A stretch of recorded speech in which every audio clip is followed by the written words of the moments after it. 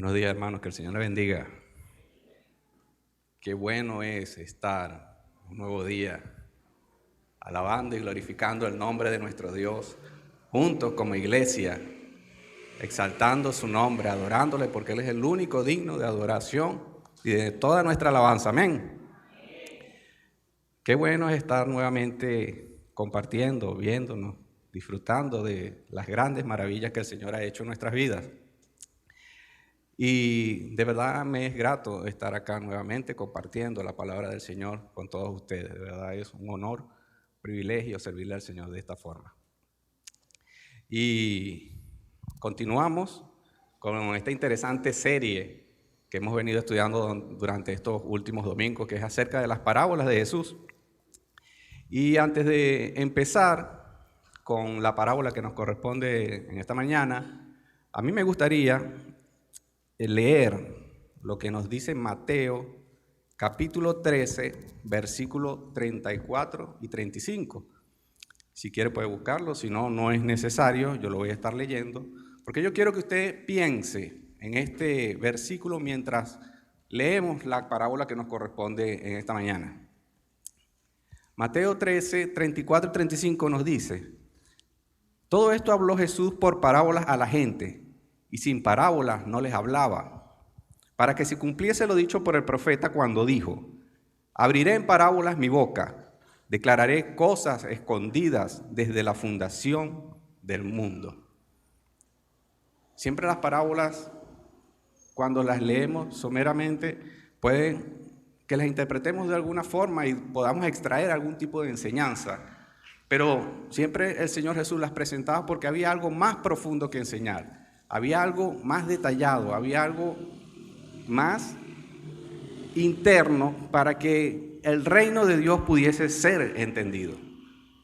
Entonces yo quisiera que mientras leemos la parábola que nos corresponde, usted piense en esto que acabamos de leer.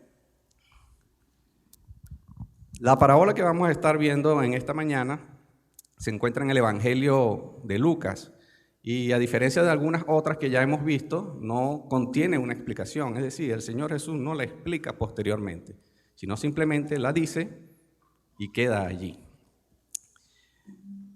Pero ¿por qué Jesús relata esta parábola? ¿Cuál era la situación que se presentaba y a quién le estaba respondiendo? Son preguntas que debemos hacernos cuando leemos esta parábola. Como también ya hemos estudiado durante toda esta serie, cada parábola tiene un propósito específico e intenta explicar algo específico. Intenta explicar alguna inquietud a alguna pregunta que se está realizando.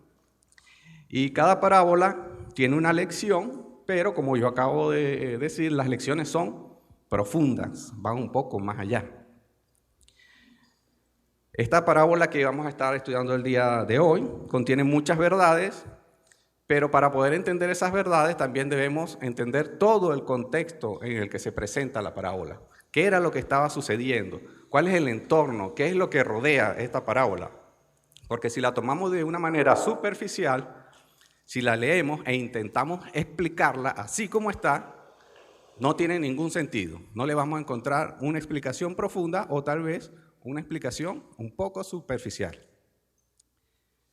Si no conocemos los antecedentes, si no conocemos lo que está ocurriendo en ese momento, entonces no tiene ningún sentido.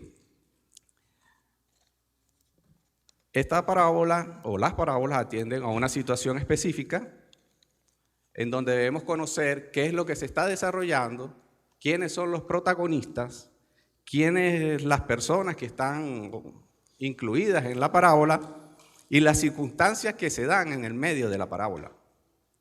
Entonces, cuando entendemos todo el entorno y todo lo que está ocurriendo alrededor de la parábola se explica por sí misma y quiere decir lo que quiere decir y se entiende automáticamente. Entonces yo les voy a invitar a que busquen en sus Biblias, ahora sí, en el Evangelio de Lucas, el capítulo 10, y vamos a estar leyendo desde el verso 25 al 37. Y esta es la parábola que conocemos como el buen samaritano. Si el caso de ustedes es como el mío, que de repente nació en un hogar cristiano y visitaba la iglesia desde pequeño, la escuela dominical y todas estas enseñanzas, seguramente la conocerá. Y si no es el caso, probablemente también habrá escuchado expresiones como, y vino un samaritano y me ayudó. Muchas veces a sabiendas de dónde viene la expresión, o muchas veces simplemente porque la usan y la usan de una manera porque vino alguien a ayudar, vino alguien a prestar un servicio o vino alguien a sacarlo de alguna situación difícil. Entonces, pero sea cual sea la situación en la que usted la haya escuchado, vamos a ver qué es lo que nos quiere decir en esta mañana la parábola. Lucas capítulo 10, versículo 25 al 37. Y la palabra de Dios nos dice así. Y he aquí un intérprete de la ley se levantó y dijo, para probarle, Maestro, ¿haciendo qué cosa heredaré la vida eterna? Él le dijo, ¿qué está escrito en la ley? ¿Cómo lees? Aquel respondiendo dijo, amarás al Señor tu Dios con todo tu corazón y con toda tu alma y con todas tus fuerzas y con toda tu mente, y a tu prójimo como a ti mismo. Y le dijo, bien has respondido, haz esto y vivirás. Pero él, queriendo justificarse a sí mismo, dijo a Jesús, ¿y quién es mi prójimo? Respondiendo Jesús dijo, un hombre descendía de Jerusalén a Jericó y cayó en manos de ladrones, los cuales le despojaron e hiriéndole se fueron dejándole medio muerto. Aconteció que descendió un sacerdote por aquel camino y viéndole pasó de largo. Asimismo un levita, llegando cerca de aquel lugar y viéndole, pasó de largo. Pero un samaritano que iba de camino vino cerca de él y viéndole fue movido a misericordia. Y acercándose vendó sus heridas, echándoles aceite y vino, y poniéndole en su cabalgadura, lo llevó al mesón y cuidó de él. Otro día, al partir, sacó 2 denarios y los dio al mesonero y le dijo, cuídamele, y todo lo que gastes de más, yo te lo pagaré cuando regrese. ¿Quién pues de estos 3 te parece que fue el prójimo del que cayó en manos de los ladrones? Él dijo, el que usó de misericordia con él. Entonces Jesús le dijo, ve y haz tú lo mismo. Entonces, para entender la parábola, primero tenemos que entender cuál era la situación que se estaba presentando acá.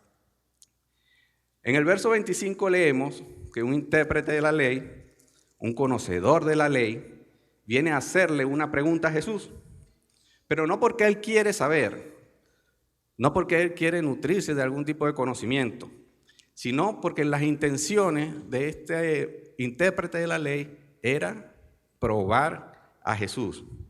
Y hace la pregunta, le pregunta, Maestro, ¿haciendo qué cosas heredaré la vida eterna? Y esto era una pregunta muy típica para aquel momento. Si usted se pone a leer los evangelios, siempre las personas que se acercaban a Jesús hacían esta pregunta, Maestro, ¿qué cosas haré para heredar la vida eterna? No sé si recuerdan el caso del joven rico. ¿Qué haré para heredar la vida eterna? Y Jesús le responde. Y cuando le responde, le dijo, no estuvo conforme, le dijo, bueno, vende todo lo que tiene y dáselo a los pobres. Y este hombre se fue triste. Entonces era una pregunta muy típica, porque a pesar de que eran judíos, de que se les enseñaba que debían seguir la ley, ellos siempre hacían esta pregunta porque era como que faltaba algo, faltaba una pieza en el rompecabezas. No se sentían a gusto. Y si bien es cierto, ya sabemos por qué, ¿sí? Y no es que el intérprete no sabe la respuesta al momento de hacerla. Él sabe la respuesta, él sabe lo que está preguntando, pero la intención de este intérprete es avergonzar a Jesús. La intención es ponerlo entre la espada y la pared. La intención del intérprete es llevarlo a su terreno, al terreno de la ley, al terreno del legalismo. Y lo más curioso de este asunto es que el Señor Jesús se deja llevar a ese terreno, se va a ese terreno y luego en ese terreno en lo que el intérprete de la ley cree que es su terreno, en ese terreno Jesús lo vence. En ese terreno Jesús lo deja sin ningún tipo de argumentos. Podríamos pensar, bueno, pero ¿cómo se le ocurre a este hombre argumentar con Jesús? Pero por supuesto usted y yo lo pensamos 2000 años después, sabiendo lo que Jesucristo hizo por nosotros, sabiendo quién es Jesús. Pero para el momento no era así. Jesús estaba presentándose como el Hijo de Dios y había un grupo de judíos, de doctores de la ley, que seguían la ley, que trataban de oponerse y trataban de probar que este Señor, que el Señor Jesús, no era el Mesías. Entonces trata de llevarlo al terreno del legarismo. Pero después que ocurre toda esta situación de la parábola, al final, ya nadie quiso preguntarle más nada a Jesús. Ya nadie osó preguntarle más nada. Entonces, estas son las circunstancias que tenemos acá. Un intérprete de la ley que le está preguntando a Jesús qué tiene que hacer para tener la vida eterna, para salvarse, y él sabe la respuesta. Verso número 26, Jesús le responde, ¿qué está escrito en la ley? ¿Cómo lo lees? Y yo quiero que nos detengamos acá por un momento para ver cuáles son los requisitos de la ley. Y esto es importante saberlo porque esto era lo que estaba en este momento en la mente del intérprete de la ley. Leemos en Deuteronomio capítulo 6, versos del 4 al 5. Nos dice, Oye Israel, Jehová nuestro Dios, Jehová uno es, y amarás a Jehová tu Dios de todo tu corazón y de toda tu alma y con todas tus fuerzas. Y Levítico, capítulo 19, versos 17 y 18, nos dice, no aborrecerás a tu hermano en tu corazón, razonarás con tu prójimo, para que no participes de su pecado. No te vengarás ni guardarás rencor a los hijos de tu pueblo, sino amarás a tu prójimo como a ti mismo. Y lo firma, yo, Jehová. De manera que esto era lo que estaba en la mente de este intérprete, la ley. ¿Y qué decía la ley? Bueno, amarás al Señor tu Dios con todo tu corazón, con toda tu alma, con toda tu mente, con todas tus fuerzas, y amarás a tu prójimo como a ti mismo. Y si nos ponemos a revisar, esto tiene que ver con los mandamientos que están establecidos en la ley de Moisés, los 10 mandamientos, y si revisamos los 10 mandamientos, estos se dividen en dos categorías. En mi relación con Dios y en mi relación con el prójimo. 4 mandamientos están destinados a lo que es mi relación con Dios y 6 mandamientos están destinados a lo que es mi relación con el prójimo. Entonces, para yo poder entender cómo es mi relación con Dios, tengo que ver cómo está mi relación con el prójimo. Es decir, lo que va a determinar cómo es mi relación con el prójimo es cómo está mi relación con Dios. Y lo que va a determinar cómo está mi relación con Dios también puede ser diferenciado de cómo está mi relación con el prójimo. Está comenzando a tener sentido la cosa, ¿verdad? Sí, recuerde que nos estamos empapando de la situación, de las circunstancias que rodeaban todo este asunto por el cual Jesús expresa la parábola que expresa. Entonces, podemos decir que si amamos a Dios con todo nuestro corazón, con toda nuestra fuerza, podremos amar a nuestro prójimo como a nosotros mismos. Entonces, resumiendo, el intérprete de la ley hace una pregunta a Jesús para probarle. El intérprete sabe lo que está preguntando, sabe la respuesta. Jesús sabe lo que el intérprete pregunta y Jesús sabe la respuesta. Y Jesús sabe las intenciones del intérprete. Y Jesús sabe los motivos del intérprete. Y Jesús sabe lo que el intérprete quiere. Y ahí tenemos a todo el público escuchando. Mis hermanos, estos no eran 2 muchachitos que estaban aquí. Era un doctor de la ley, un intérprete de la ley. Y nada más y nada menos que Jesús, el Hijo de Dios. Y está la gente escuchando, esperando, viendo las preguntas, las respuestas que se daban. Y Jesús tiene que ser tan profundo, pero a la vez tan amable y tan compasivo como para que la respuesta que él le dé a este intérprete de la ley no lo destruya, no lo parta en 1000 pedazos. Y al mismo tiempo, la gente que está alrededor escuchando sea edificada. Y que también el intérprete sea edificado. Está tomando forma la cosa ahora, ¿verdad? ¿Sí? Entonces estas circunstancias son importantes para poder entender la parábola que tenemos, que presenta el Señor Jesús. Entonces esta parábola nace para resolver una situación a un problema que tenía cientos de años en el pueblo judío. La parábola es tan importante y tan interesante que derrumba y hace caer toda una explicación teológica que tenían los judíos acerca de la ley. Esta enseñanza que tenían ellos, esta doctrina, esta teología, era pasada de generación en generación a otros doctores de la ley, a otros miembros de la familia judía y a toda la comunidad hebrea y a toda la comunidad judía. Es decir, todo esto era lo que se explicaba y lo que se decía a todo el entorno que rodeaba a los judíos.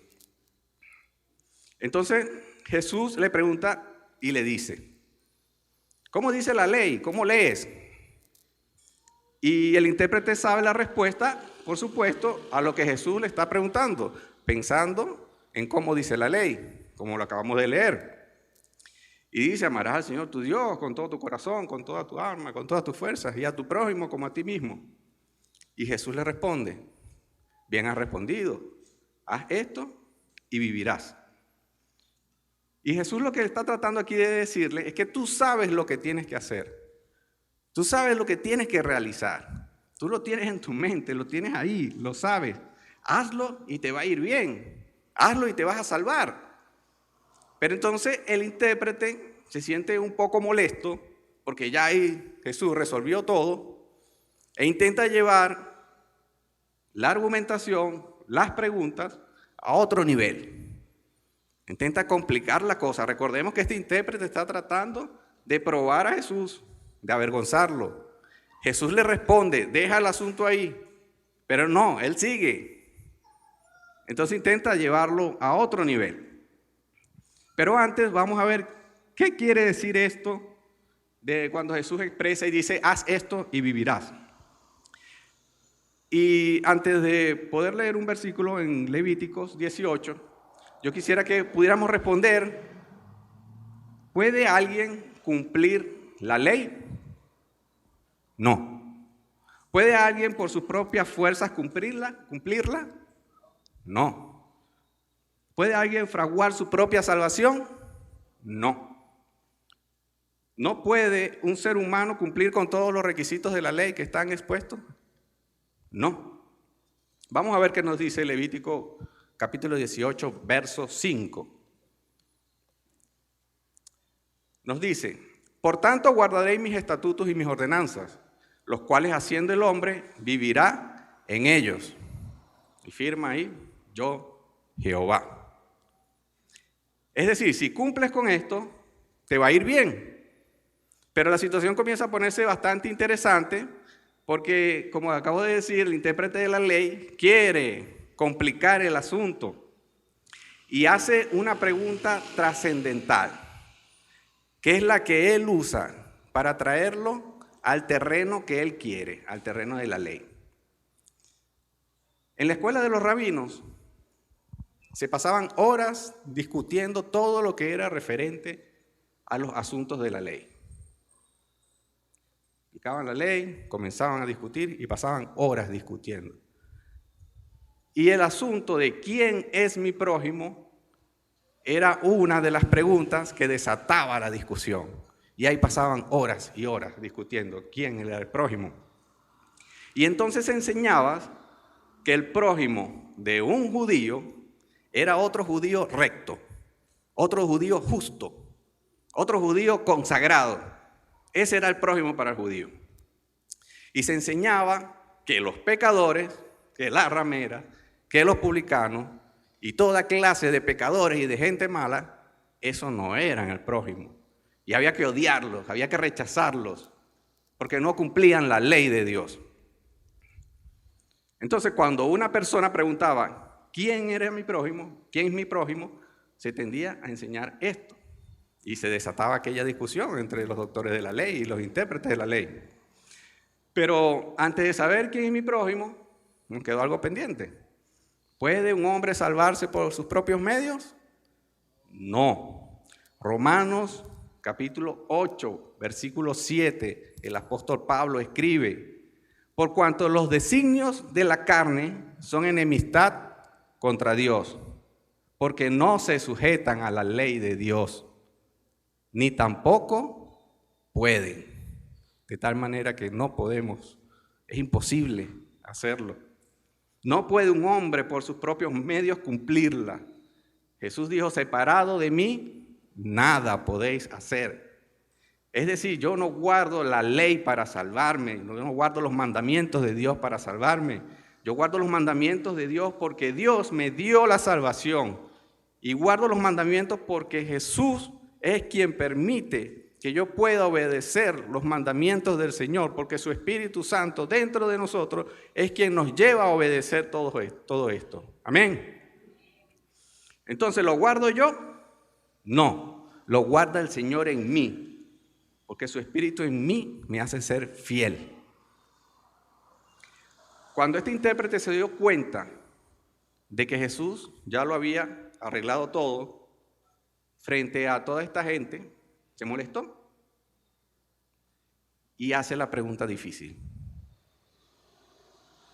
Nos dice, queriendo justificarse, dijo, y lanza la pregunta, ¿quién es mi prójimo? En otras palabras, si tú eres judío, si tú eres un rabino, si tú eres un maestro, tú tienes que decirme aquí y ahora que las rameras, que los publicanos, que toda clase de pecadora y gente desobediente que no cumple la ley, no son mi prójimo. ¿Y dónde estaba Jesús? ¿Con quién se la pasaba? ¿A quién le predicaba? ¿A quién le decía tus pecados son perdonados?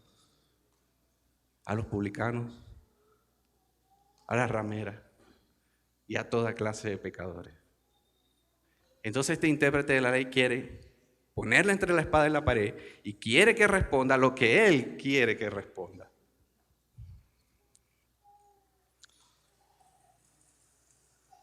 En la escuela de los judíos, entonces se enseñaba a odiar a todo este tipo de gente. Y esto no era todo, sino que esto era considerado como una virtud. Para ellos el detestar, el desplazar, el rechazar a este tipo de gente era una virtud. Porque eran enemigos de Dios y habían que odiarlos. Pero ¿cuál es la actitud correcta ante los ojos de Dios? ¿Debemos de odiar a los que rechazan a Dios? Entonces aquí es donde Jesús comienza a narrar la parábola. ¿Quién es mi prójimo? Y Jesús le responde con la parábola que acabamos de leer hace unos minutos. Y la respuesta de Jesús con esta parábola se destaca por su amable y afectuosa moderación, de su buen corazón y de su compasión. Jesús pudo haberle dicho, ¿sabes qué? El reino de los cielos no es para ti, vete para allá, y se va. Pero no, la misericordia y la compasión del Señor va más allá, que intenta edificar, que intenta explicar los asuntos del reino de Dios con esta parábola y edificar también a la gente que estaba ahí escuchando. Este hombre estaba deliberadamente tratando de incitar a Jesús, pidiendo una respuesta que fuera aguda para él poder seguir con una discusión acalorada, que era lo que hacían ahí en la escuela de los rabinos. Y esto era lo que estaba en su mente y esto era lo que él planificaba. ¿Recuerdan que estaba tratando de qué? De probar a Jesús. Al igual que en la mayor parte de las historias y de las parábolas de Jesús, estas parábolas tienen un aspecto sencillo que afirmar. Es muy profundo, pero a la vez muy sencillo. Y esta historia tiene un montón de detalles, pero solamente nos vamos a centrar en los más sencillos y en los más explícitos, los centrales, las ideas principales que están acá y en este que queremos enfocarnos. Entonces Jesús comienza narrando la parábola. La historia comienza con un viaje en un camino muy peligroso. Dice, un hombre se trasladaba de Jerusalén a Jericó. Y este era un camino que para la época era muy peligroso. Se dice que en los actuales momentos aún es peligroso. Este era un camino que iba hacia la ciudad de Jericó, pero este Jericó no es el mismo Jericó aquel que conocemos, el Jericó de las murallas. Este es un Jericó distinto. Era una especie de asentamiento que estaba en la cercanía y en los alrededores de un oasis y en donde se frecuentaba mucho el paso por ese camino debido a que los mercaderes, los que iban a hacer negocios, los que iban a vender algún tipo de esencias, de telas, a los que vivían en estos asentamientos. De manera tal que los que pasaban por ahí eran comerciantes. Y si eran comerciantes, era gente que manejaba dinero, era gente que poseía dinero. Entonces dice que descendía. La topografía de este terreno se caracteriza porque hay una bajada aproximadamente de 1000 metros, de 1 kilómetro, y luego sigue por un terreno bastante inestable, bastante irregular, y está rodeado por muchas rocas. Y rocas que a través del tiempo, que han recibido toda clase de intemperismo, se hacen especies de cuevas. Y estas cuevas eran las que usaban los ladrones para esconderse a sabiendas de que todas las personas, o al menos las pocas personas que pasaban por ahí, eran personas de dinero, eran personas que hacían negocios. ¿Sí? Probablemente este hombre que fue atracado aquí era una persona de estas. Pero lo cierto es que esta persona es atacada y recibe la más salvaje y brutal de las palizas que alguien podría recibir, que un ser humano puede recibir, porque si lo dejaron medio muerto, usted se podrá imaginar, para dejar a alguien medio muerto a golpe, no es tan fácil, pero tampoco tan difícil, ¿no? Como dirían por ahí, hay que darle una paliza, hay que darle duro, y lo dejaron ahí, medio muerto. Y entonces pasan 3 personas. Jesús continúa su relato. Dice que pasan 3 personas. La primera de ellas, ¿quién fue? Nos dice el versículo 31, aconteció que descendió un sacerdote por aquel camino y viéndole, pasó de largo. Ahora bien, esta palabra, viéndole y pasó de largo, el pasó de largo, viene del griego antiparerchomai. Y este es un verbo activo que significa que el sacerdote deliberadamente se trasladó al lado opuesto del camino para evitar pasar cerca. Como diríamos más coloquialmente, se hizo el loco. Lo vio y se hizo el loco. Porque dice que lo vio y pasó de largo, pero este paso de largo es que se apartó al otro lado del camino. Tal vez estaba en una orilla del camino, golpeado, y él se pasa al otro lado para no pasarle cerca. Podríamos pensar que, bueno, siendo un sacerdote, a lo mejor tenía que ir a oficiar al templo, pero no, porque dice que se trasladaban de igual forma, descendía, y el camino de descenso es desde Jerusalén hacia Jericó. Y el templo estaba en Jerusalén, quiere decir que no iba a oficiar nada. Tal vez pensó también, bueno, si yo me acerco y lo toco por todo aquello de la ley que le enseñaba, iba a quedar contaminado y después iba a tener que hacer una serie de rituales de la ley para poder purificarse. Y él tenía algunos asuntos que atender a la brevedad y no podía pararse a perder el tiempo allí, a ver si estaba o no estaba muerto o ayudarlo. Lo mismo aplica para la segunda persona que pasó, un levita. Dice, asimismo un levita, llegando cerca de aquel lugar y viéndole, pasó de largo. Es el mismo verbo, se apartó, se fue a otro lado. El sacerdote insensible en esta parábola no es necesariamente incluido como una acusación del sacerdocio en general. Aunque es muy cierto que los sacerdotes y otros líderes, ¿sí?, carecían de compasión, pero este no es el asunto aquí, este no es el asunto principal. Este sacerdote, escúcheme bien, representa a cualquier persona con pleno conocimiento de las Escrituras y familiarizada con los deberes de la ley, quien se espera que ayude, pero no lo hace. ¿Está comenzando a tener sentido ahora? Bastante, ¿verdad? Yo sentí lo mismo cuando estaba preparando esto. Ahora bien, pasa también el levita tuvo la misma reacción. Ahora, el levita era, digamos, en rango un poco más bajo, porque los sacerdotes eran los descendientes directos de Aarón, y este levita, bueno, simplemente no era descendiente directo, sino que era de la tribu de Leví. Por lo tanto, los oficios o el trabajo que realizaba en el templo era más de administración, de administrar los utensilios, de cuidar la parte de seguridad del templo. Entonces tenía este tipo de oficio, pero también se espera que este levita, tenga conocimiento de la ley, sepa lo que hay que hacer, pero tampoco lo hace.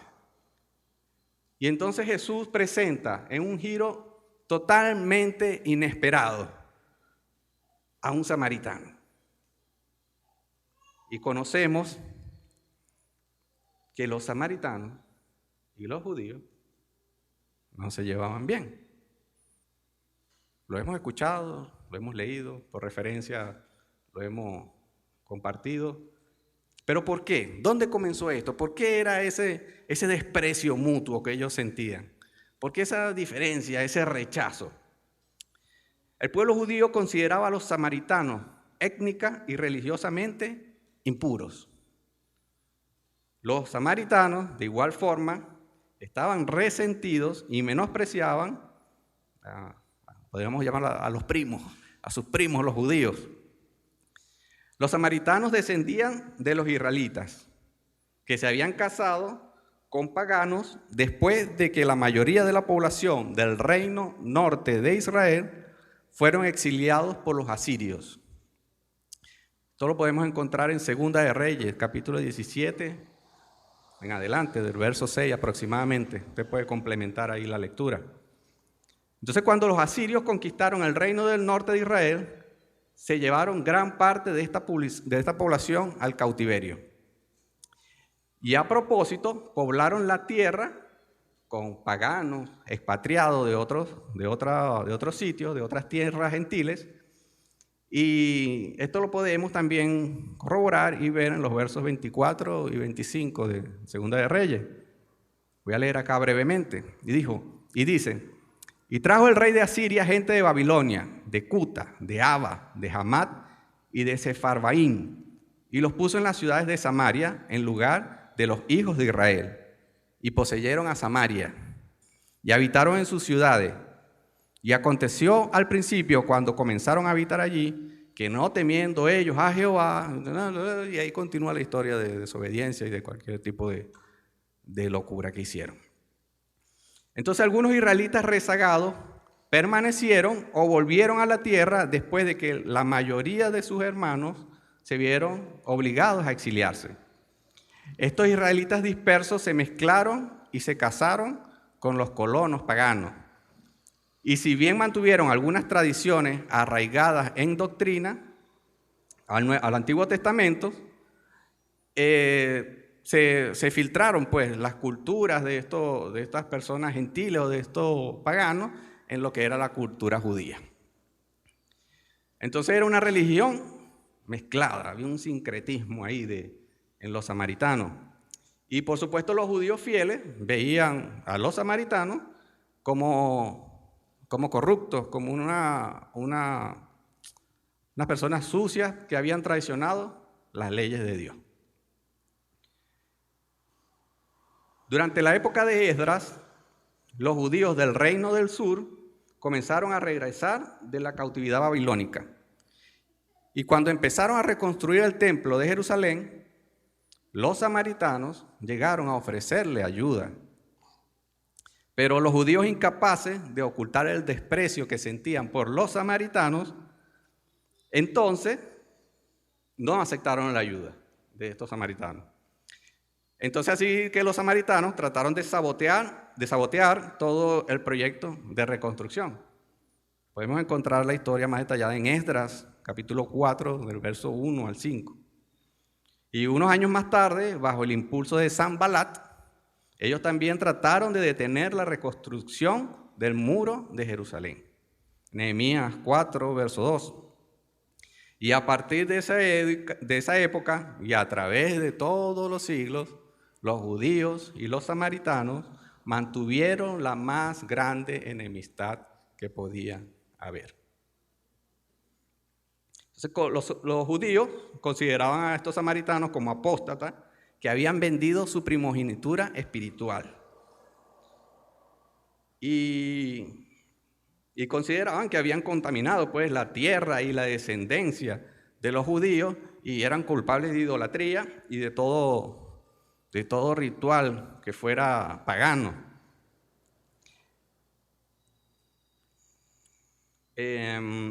Al igual que Jeroboam, también en última instancia, los samaritanos construyeron un templo para ellos mismos, con sacerdotes falsos y sacrificios fuera de la ley.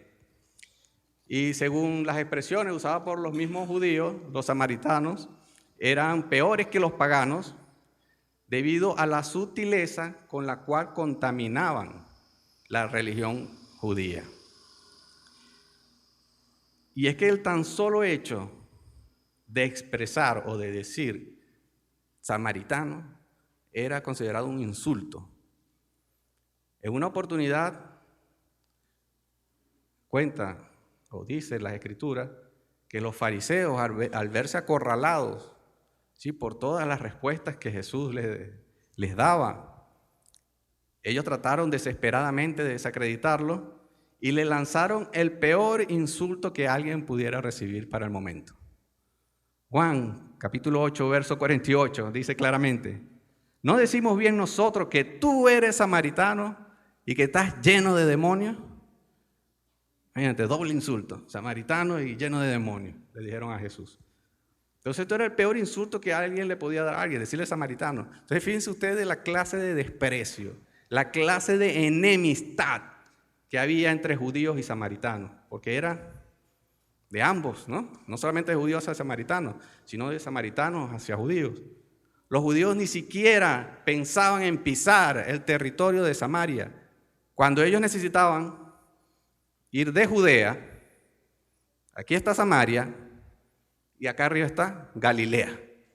Si ellos intentaban ir de Judea a Galilea, cruzaban el Jordán, se iban por el otro lado para llegar a Galilea. Evitaban pisar el territorio de los samaritanos. Ni siquiera eso. Era horrible. Entonces, fíjense ustedes, tomando esto en cuenta, debemos considerar cómo amó el samaritano. ¿Qué es lo que expresa Jesús acá acerca del samaritano? Y lo que está a punto de decir no debe haber calado bien en todos estos judíos que estaban escuchando, especialmente en el intérprete de la ley. Imagínense ustedes. Verso número 33. Lucas 10, 33 dice: pero un samaritano que iba de camino, ¿qué dice? Vino cerca de él y nos dice: y viéndole, fue movido a misericordia. Aquí está la clave de todo. Fue movido a misericordia. Voy a detenerme aquí otro momento. Vengo haciendo stops. Vamos a ver qué significa esta palabra, fue movido a misericordia. Es muy importante porque aquí es donde está todo. Aquí es donde está todo, mi hermano. Esta palabra viene del griego esplachnizomai Y véanlo, escuchen lo que significa. Describe una compasión profunda, visceral e intensa, que no es solo un sentimiento pasivo, sino que impulsa a la acción inmediata para aliviar el sufrimiento de la otra persona. Es el amor que se expresa en actos de servicio y bondad. Ahora bien, esta palabra viene del griego, pero a su vez, este griego esta palabra se desprende de una palabra hebrea que significa Hesed, que se dice Hesed, Hesed. Y esta palabra se traduce como bondad amorosa, misericordia, amor leal, y se refiere a un amor profundo, compasivo y duradero. Hesed. Esta palabra, estoy investigando, y ha sido tratada de traducir al castellano, al español, y han usado más de 250 expresiones para tratar de explicarla. Es una palabra muy difícil de traducir, de darle una significancia que solamente creo que es posible, dicen, es posible experimentarla o verla. Aquí la estamos tratando de ver, pero esto se queda tan pequeño para ver la grandeza de lo que este concepto de compasión y misericordia quiere decir. Y es tan grande, pero a la vez tan profundo, que el Señor Jesucristo necesita usar una parábola, algo cotidiano, algo del que las personas sabían que ocurría, para que puedan ver y para que puedan entender cuál es la profundidad de la palabra compasión o misericordia. ¿Se está entendiendo? Ahora estamos cayendo un poco más en cuenta de lo que significa esta parábola. Gloria a Dios. Vamos a ver qué hizo este samaritano, que fue movido a misericordia. Dice, y acercándose, vendó sus heridas, echándoles aceite y vino. Y poniéndole en su cabalgadura, lo llevó al mesón y cuidó de él. El corazón de este samaritano estaba tan lleno de amor que cuando alguien se cruzó en su camino con una necesidad desesperada que solamente él era capaz de satisfacer, e hizo todo lo que podía hacer.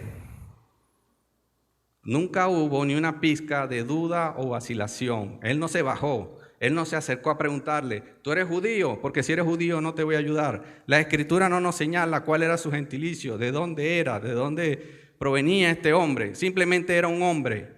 Y a este samaritano no le importó. Vio que tenía una necesidad. Y tuvo Hesed, tuvo compasión, tuvo misericordia. Tan grande, tan profunda, que lo llevó a accionar inmediatamente. Jesús contó la parábola del buen samaritano con el fin de mostrar el estándar increíblemente alto que establece la ley para nosotros.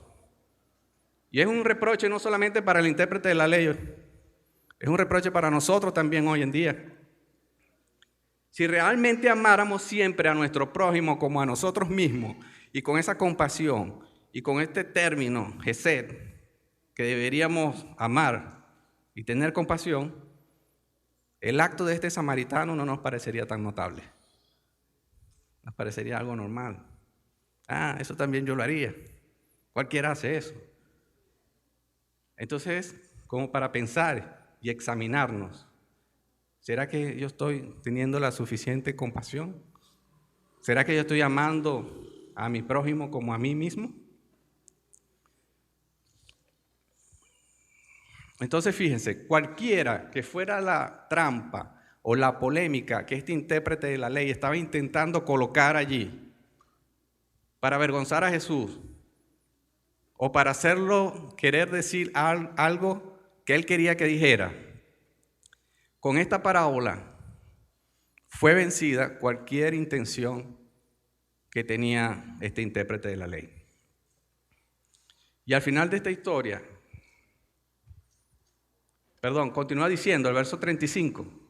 Otro día al partir sacó 2 denarios y los dio al mesonero y le dijo, cuídemele, y todo lo que gastes de más, yo te lo pagaré cuando regrese. No tan solamente lo ayudó y lo dejó ahí, sino que lo montó en su cabalgadura. A lo mejor era la cabalgadura donde él iba. Lo que nos lleva a pensar, bueno, si lo montó en su cabalgadura, a lo mejor él iba caminando. ¿Sí? Guiando a la cabalgadura. Lo llevó al mesón. Lo cuidó allí, pasó la noche en vela. Le dio un stop a todos los asuntos que él tenía que hacer. A lo mejor tenía que negociar, a lo mejor tenía que seguir su trabajo. Pero había alguien con una necesidad. Y él se detuvo para tener compasión, para ayudar, para poder hacer lo único que él podía hacer, que era ayudar. Y no solo que pasó toda la noche en vela cuidándolo, porque dice, otro día al partir, quiere decir que estuvo con él toda la noche. Pero dijo, bueno, yo tengo que seguir el camino, tengo que seguir con los asuntos, pero no lo voy a dejar aquí. Nos dice la Escritura, sacó 2 denarios y los dio al mesonero y le dijo, cuídamele. Era de él, se apropió de él, cuídamele. Y todo lo que gaste de más, yo te lo pagaré cuando regrese. 2 denarios era el salario que recibía una persona por trabajar diariamente, desde 6 de la mañana hasta 6 de la tarde, le pagaban 1 denario. Y esta persona dio 2 denarios, es decir, dio 2 días de salario. Y para la época y la economía que de ese momento, esto era suficiente como para vivir aproximadamente entre 3 y 4 semanas. No dio cualquier cosa. Se despojó de todo lo que él tenía, porque dice que vendó sus heridas. ¿Y de dónde sacó las vendas? Si ese señor estaba ahí golpeado y no tenía nada, lo habían dejado sin nada, había sido despojado de todo. La sacó de sus pertenencias. ¿De dónde sacó el vino? ¿De dónde sacó el aceite? El vino y el aceite eran utensilios que se usaban, el vino para la hidratación, para estos viajeros, porque el agua que encontraban en el camino no era potable.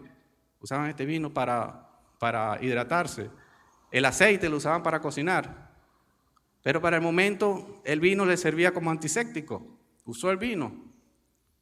Y el aceite como un bálsamo para los golpes, para las heridas, para hidratar las heridas. Se despojó de todo esto que él tenía. Y a juzgar por las heridas del enfermo, él no fue tacaño con el vino ni con el aceite. Tuvo que haber echado bastante. Y el tan solo hecho de que pagara y dijera, todo lo que gastes de más, yo te lo pagaré. Y se apropió de esa persona, de ese enfermo, de ese necesitado.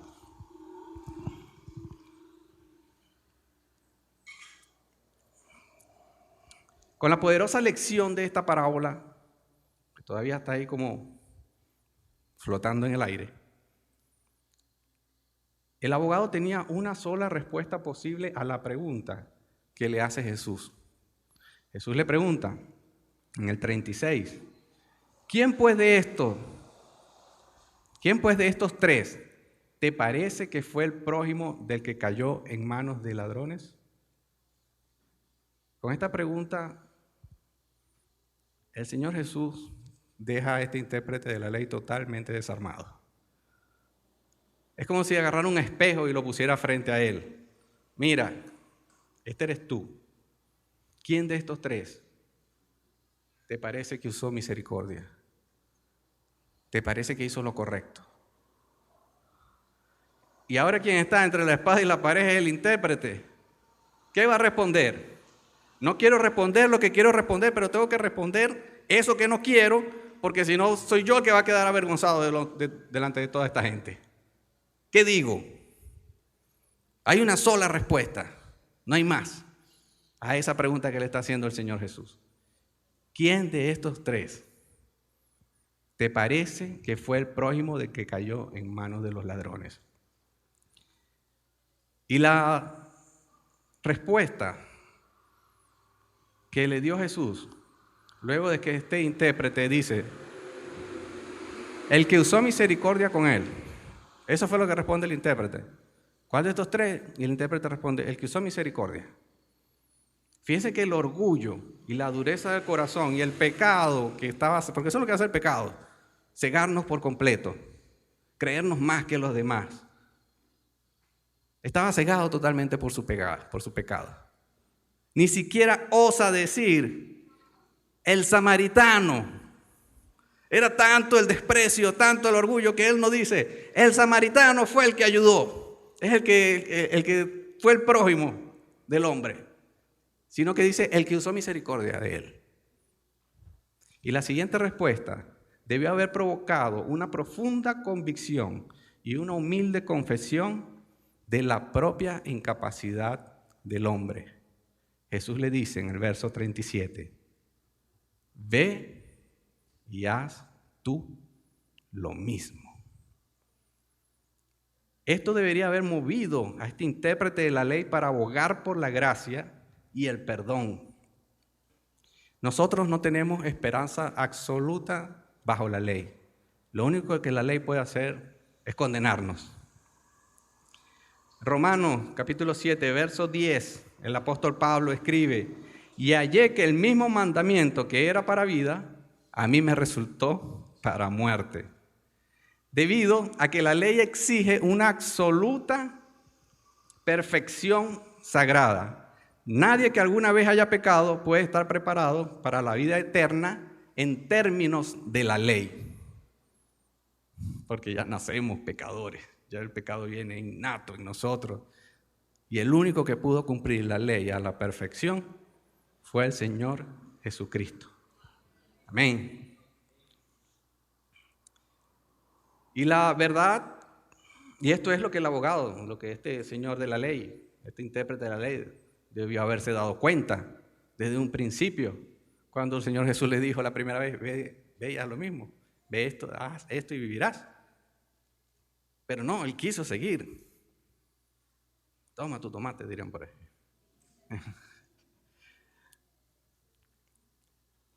Pero acá podemos ver que hay una lección más profunda aquí. Y es que el amor que demostró y la compasión que demostró el samaritano por esta persona herida es el mismo amor que el Señor Jesucristo tuvo por cada uno de nosotros. Tuvo gesed, hizo lo único que se podía hacer, accionó, se despojó de su gloria, se despojó del cielo para hacerse hombre, para humillarse a lo sumo y salvarnos, curarnos, limpiarnos, porque estábamos muertos a un lado del camino, muertos en nuestros delitos y pecados. Pero Jesús no se quedó allí. Jesús tuvo compasión por cada uno de nosotros. Jesús estuvo allí, pagó por nosotros, pagó por nuestros pecados con su vida. Sacrificio perfecto, hecho una sola vez y para siempre. Y está bien que la parábola nos motive a perfeccionar el amor por nuestro prójimo. Y esto está bien, que seamos motivados de esta forma, pero no es lo que en sí quiso decir el Señor Jesús con esta parábola. La parábola tiene el propósito fundamental de impulsarnos a confesar nuestra debilidad pecaminosa, que es revelada en nuestra falta de compasión y de nuestro amor sacrificial, y buscar al mismo tiempo la gracia de Dios, acercándonos arrepentidamente con fe al Señor Jesucristo. Él es el único que cumplió verdadera y perfectamente lo que la ley exige de nosotros. Él es la única fuente verdadera de vida eterna. Y el objetivo principal de esta parábola es responder, ¿quién es mi prójimo? Y la respuesta es que no hay límites. No hay límite étnico, no hay límite demográfico, no hay límite de religión. No hay ningún límite. Todas las personas que están a nuestro alrededor son nuestro prójimo en e inmenso vecindario del reino de Dios. Tal vez muchas veces hemos escuchado expresiones como, todos somos hijos de Dios.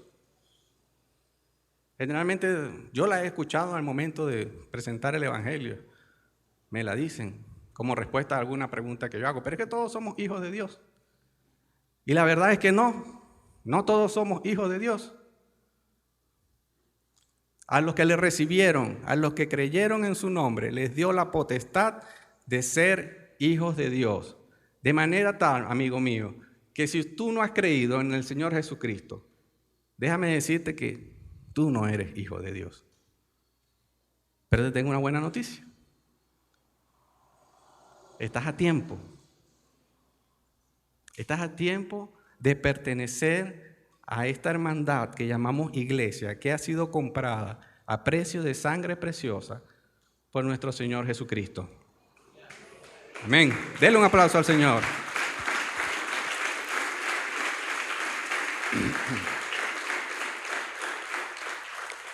Cristo es el unigénito Hijo del Padre y es a través de Él que entramos en esta hermandad, la que llamamos iglesia, en adopción.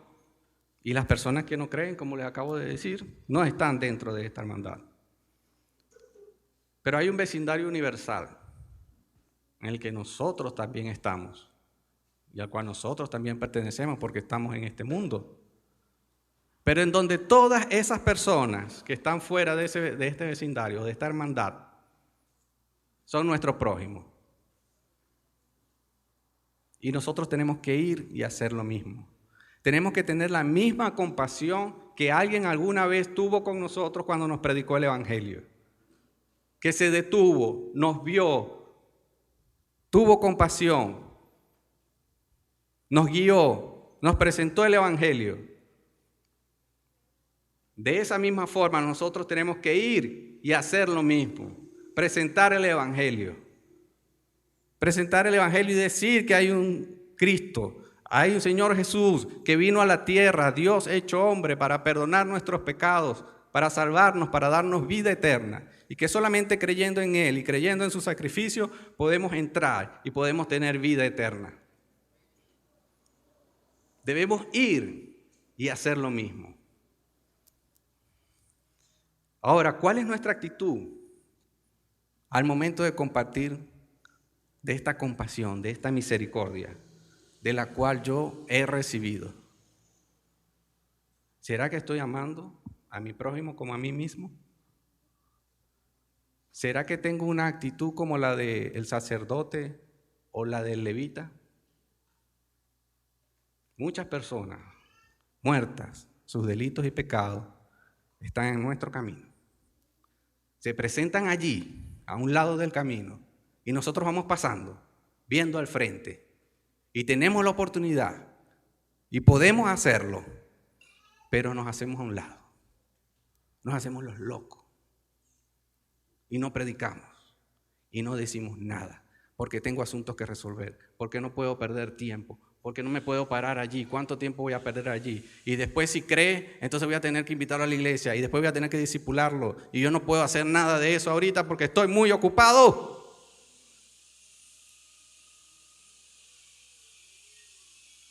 Nos hacemos a un lado y seguimos nuestro camino. ¿Cuál es la actitud correcta? La actitud correcta es la del samaritano. Detenernos, bajarnos de la cabalgadura, atenderlo, presentarle el Evangelio que lo puede llevar de muerte a vida, curarlo, discipularlo y presentarle a aquel quien pagó todos los denarios del mundo por nuestros pecados. No hay precio. No hay nada que pague eso. Es momento, mis hermanos, que vayamos y hagamos lo mismo. Estamos llamados a amar, a tener compasión, así como alguien alguna vez la tuvo con nosotros. Incline su rostro, mi hermano. Vamos a orar. Señor Jesús, te damos gracias, Padre de la gloria. Alabamos y glorificamos tu santo y bendito nombre. Te damos gracias, Señor, porque en tu plan perfecto estaba que nosotros estuviéramos aquí en esta mañana, Señor. estudiando, Señor, esta parábola que hace mucho tiempo tú la expresaste, Padre, para confrontar a este intérprete de la ley que estaba allí. Pero que hoy, más de 2000 años después, nos confronta a nosotros, Señor. Nos confronta de una manera profunda, no de una manera superficial. Y que solamente tu Santo Espíritu, que nos guía a toda verdad, nos puede hacer entender. Gracias por tu amor. Gracias por amarnos tanto, que pagaste por nuestros pecados. Y así como estaba este hombre a un lado del camino, casi muerto, así estábamos nosotros, Señor, muertos en nuestros delitos y pecados, en el pozo cenagoso, ahogados, perdidos totalmente, Señor, sin absolutamente nada que poder hacer para salvarnos, porque no podemos salvarnos por nuestra propia cuenta. Pero viniste tú, Señor, tuviste tanta compasión y tanto amor por nosotros, que diste a tu Hijo Jesucristo, amor, para que muriera en la cruz del Calvario por nuestros pecados y nos salvara y nos diera vida eterna. Gracias te damos, Señor, porque hoy podemos estar aquí, podemos estar seguros, sin importar lo que ocurra, sin importar los problemas, sin importar las circunstancias, podemos confiar de que si partimos en este momento de este mundo, vamos a estar contigo, Señor. Pero hay muchas personas que no lo están o no saben esto. Y tú nos has dado el conocimiento, Señor, la bendición de conocer tu palabra. Tu palabra ha sido revelada, Señor, para nosotros. Quitaste la venda de nuestros ojos y nos permite saber y entender la verdad. Te pedimos, Señor, que tú nos ayudes a tener de esta misma compasión recibida, poder compartir estas buenas nuevas de salvación que conocemos y que sabemos a las personas que no lo saben, a tener compasión y amarlos como a nosotros mismos. Y poder ir y hacer lo mismo, Señor, que tú hiciste por nosotros, explicárselo, decírselo y cumplir con el mandato de ir por todo el mundo y predicar tu evangelio, Señor. Perdónanos, Padre, por todas las veces que hemos tenido la oportunidad de hacerlo y no lo hemos hecho. Hundidos en las preocupaciones, en los afanes de esta vida, no lo hemos hecho. Muchas personas preguntando a gritos eso del evangelio y nosotros no hemos atendido ese llamado. Perdónanos, Padre.